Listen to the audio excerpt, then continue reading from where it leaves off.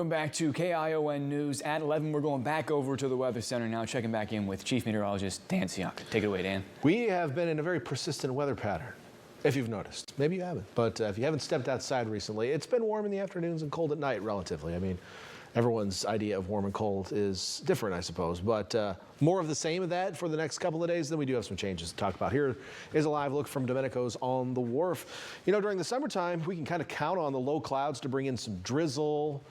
We don't have any of that going on this time of year, and even though we've been taking a break from our rainy season, you'd think maybe we get some drizzle tonight, but we really haven't seen that as well. So conditions remain pretty dry out there, and it's going to stay that way probably for some time. Let's talk about some temperatures.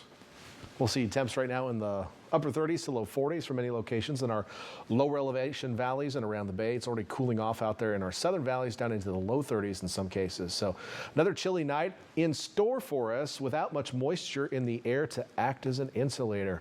So look at our forecast overnight. Mostly clear skies. There are a few thin high clouds over northern San Benito and Monterey counties at this hour, but they're going to go away by the time the sun rises tomorrow. And then you may not see another cloud in the sky at all tomorrow. Almost wall-to-wall sunshine expected. So what will we see on our future track? Well, offshore winds overnight, light offshore winds, kind of common, I suppose. We have a bit of a drainage wind, so the air kind of filters down into the valley bottoms, and then because of the density, just kind of pours out at the river mouths. And that will kind of keep going until around lunchtime or so. So if you're in Scotts Valley, lunchtime going for a walk, 62 degrees, looking pretty nice, light winds. It should be a beautiful day for a walk there and pretty much anywhere else around the Monterey Bay region. We'll have a little bit of an onshore breeze pickup in the afternoon hours. We're going to hear more about Scotts Valley later in the show, so make sure to, if you're a Scotts Valley fan, you're going to want to hang out for that, that's for sure. But really pretty quiet day tomorrow, lots of sunshine. Tomorrow morning we do have some alerts in place, frost advisories for our southern valleys of Monterey and San Benito counties. You know, temperatures pretty much going to be the same as they were last night, but the advisories are not the same as they were last night. They only include our southern valleys, so just something to keep in mind. Let's talk about some temperatures. Here's what I'm expecting out there, some fresh numbers for you. I've got us in the low 30s in the Santa Cruz Mountain Valleys, which means it could be kind of frosty out there, even down to the coast, mid 30s.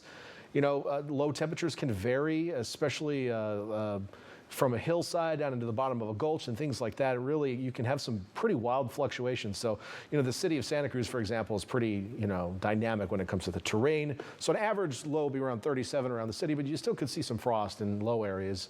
And if you typically frost over a few times a winter, you might see a little bit tomorrow morning. 36 in Capitola. You're back in the mid 60s tomorrow afternoon for your highs. How about Watsonville? 68 tomorrow, 69 in Salinas, almost 70.